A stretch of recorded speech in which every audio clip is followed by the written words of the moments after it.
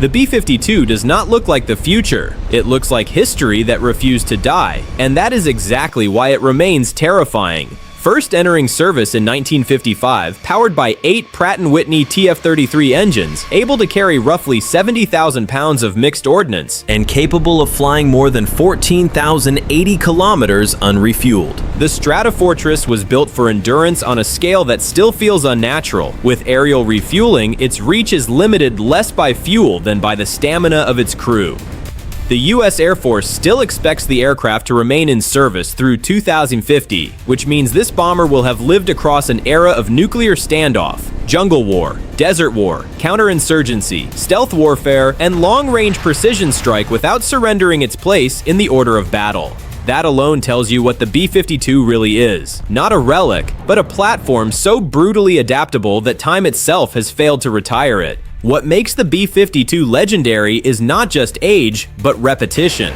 It has done the job again and again across radically different wars. In Desert Storm, B-52s delivered 40% of all the weapons dropped by coalition forces. In Afghanistan, the bomber proved it could do something even more valuable than mass bombardment. It could loiter high above the battlefield and deliver precision-guided munitions when the ground fight demanded them. In Iraq, it helped launch conventional cruise missiles and brought strategic weight to the opening of the campaign. Public Air Force fact sheets describe the B-52 as the backbone of the manned strategic bomber force and emphasize that it can drop or launch the widest array of weapons in the U.S. inventory. That matters because the B-52's real power has never been a single spectacular mission. Its power is that it can come back tomorrow, and the next day, and the next day after that, still carrying enough firepower to make every hardened target commander in its path feel the same cold math. If the airspace is open, the pressure will not stop. And this is where people misunderstand the aircraft. They see the silhouette and think old. The battlefield sees something else. Air Force sources note that modern B-52s are equipped with advanced targeting pods and electro-optical systems that improve long-range target detection, identification, battle assessment, and strike effectiveness in day, night, and poor weather conditions. Ongoing modifications added GPS, heavy stores adapter beams for carrying 2,000-pound munitions, and broader weapons integration, while later testing expanded the internal weapons bay so the bomber could carry more smart weapons with less drag and greater efficiency. That is the secret of the B-52's second life. Under the skin of a Cold War giant is a continuously modernized strike truck built for the age of networked precision warfare. It does not need to be the stealthiest aircraft in the sky to dominate a campaign. Once access is gained and the battle space is shaped, the B-52 becomes exactly what modern war fears most: a persistent, precision-capable bomber with absurd payload, strategic range, and the ability to keep hitting hard targets until the enemy's entire support structure begins to crack. That is why bunker-busting weapons matter so much to the B-52 story. A hardened target is not simply a building, it is a statement of defiance in concrete, steel, rock, depth, and redundancy. It is a command center meant to survive panic, a missile facility designed to keep operating after the first wave, a storage bunker built on the assumption that ordinary explosives will shatter themselves against reinforced walls before they kill what is hidden inside.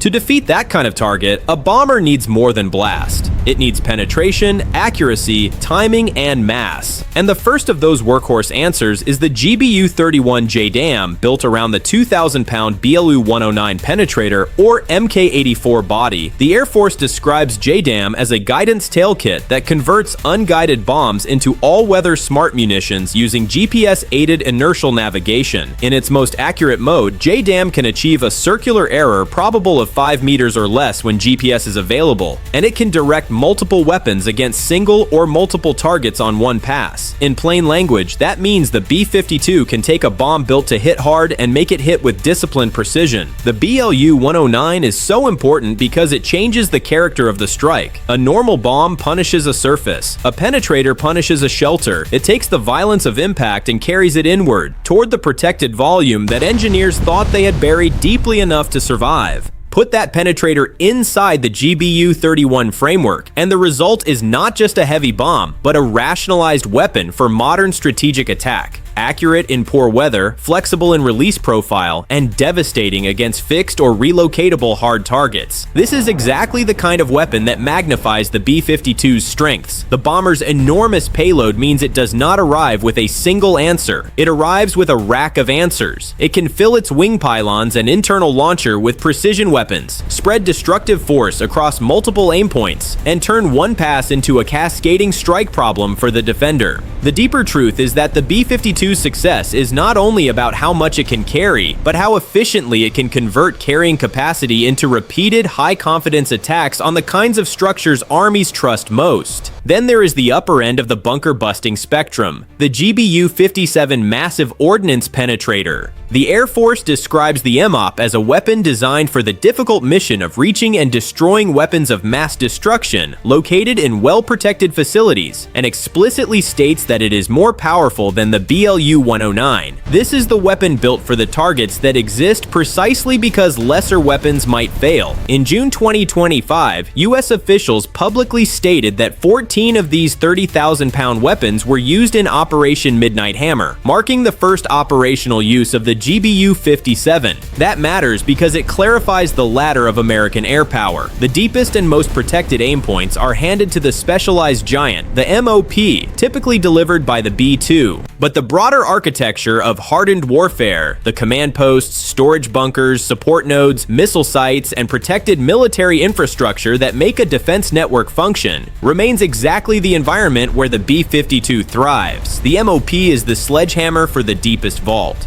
The B-52, armed with precision penetrators, is the relentless pressure that wrecks everything around the vault until the whole system begins to fail. That brings us to Operation Epic Fury, because this is where the B-52's success becomes clearest, not as mythology, but as campaign logic. CENTCOM's public fact sheet states that Operation Epic Fury began on February 28, 2026 at 1:15 a.m., and that the campaign's purpose was to dismantle Iran's security apparatus by striking locations posing an imminent threat. The same public material lists B-52 bombers among the U.S. assets employed and identifies the target sets as command and control centers, IRGC headquarters buildings, intelligence sites, integrated air defense systems, ballistic missile sites, weapons production and storage bunkers, surface-to-air missile facilities, and military support infrastructure. By April 6, 2026, CENTCOM said more than 13,000 targets had been struck across the operation.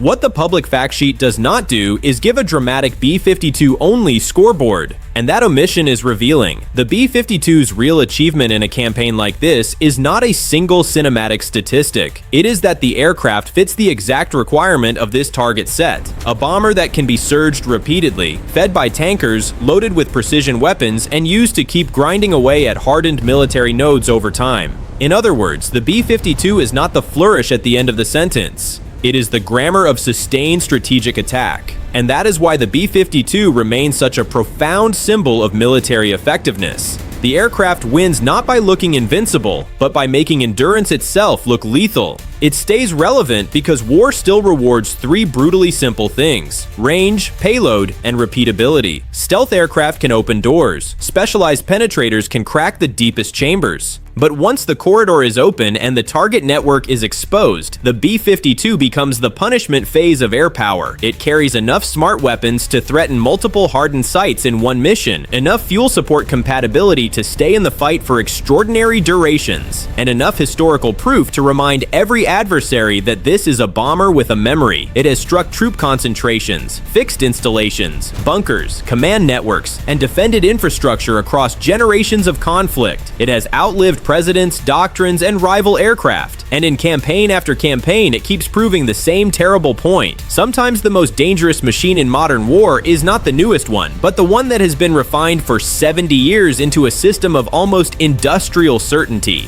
So when people ask why the B-52 still matters, the answer is simple: because it still solves a problem no Air Force can afford to ignore. It can reach far, carry heavy, strike precisely, and return again before the shock of the last wave has faded. Paired with bunker-busting weapons like the BLU-109 9-based GBU-31, it becomes a disciplined destroyer of hardened military infrastructure. Paired conceptually with the GBU-57 at the top end of the penetration ladder, it becomes part of a strike ecosystem built to break not just buildings, but underground confidence. That is the real success story of the B-52. Not nostalgia, not symbolism, not the romance of an old bomber still flying. Its success is that in the age of satellites, stealth, data links, and precision war, it still delivers the one thing every strategist understands immediately: overwhelming force, sustained over time, aimed exactly where hard power hides.